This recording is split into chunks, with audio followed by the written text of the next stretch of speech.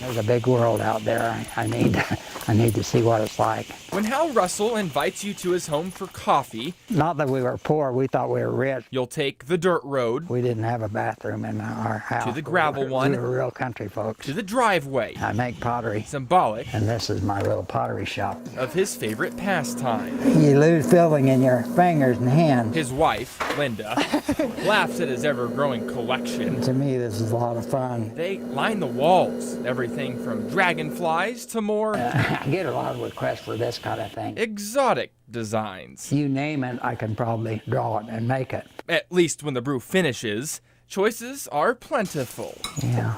And when Hal begins to open up, as he often does, there are some things you should know.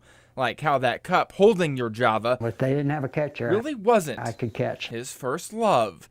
That diamond, I actually played baseball myself, belongs to another. If you're good enough and you're lucky enough, you get up to the major leagues, you get what you call your cup of coffee. Hal never made it to the majors. In fact, those dreams vanished when he was just 20 years old. It was in 1968 that Uncle Sam drafted this at-home country boy, enlisting him in Southeast Asia. I was in Vietnam from 68, 69, spent a year in the war over there.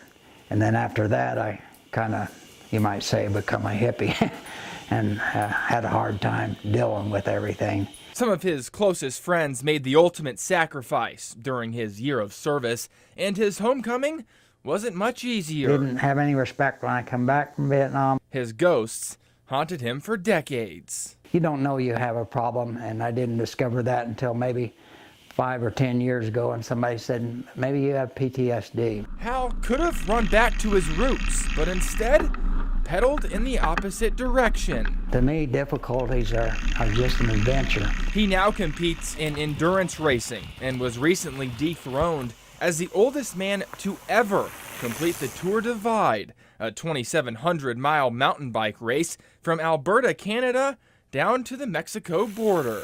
Just this year, he completed the American Trail Race, over 5,000 miles from sea. I can get out there and to shining sea. Just forget everything. 62 days. This is it. 18 hours and 29 minutes. I started out, trying to get rid of my Vietnam ghost, and I realized I'm not going to do that. That's part of me. But I can figure out why am I so lucky to get to do things like this? And somebody asked me, I guess you carry a gun, you have a weapon. No, my gun, my protection is my handshake and my smile. And that, if we'd all do that, we'd have it figured out. Hopes, dreams, resiliency, and defeated ghosts. Don't forget Vietnam. Manifested in miles. I don't have that problem anymore. And jars of clay. I can say I got my cup of coffee, so. In Osceola. A smile and a handshake still works. With cup in hand, Daniel Shedd, Color 10 News, Ozarks First.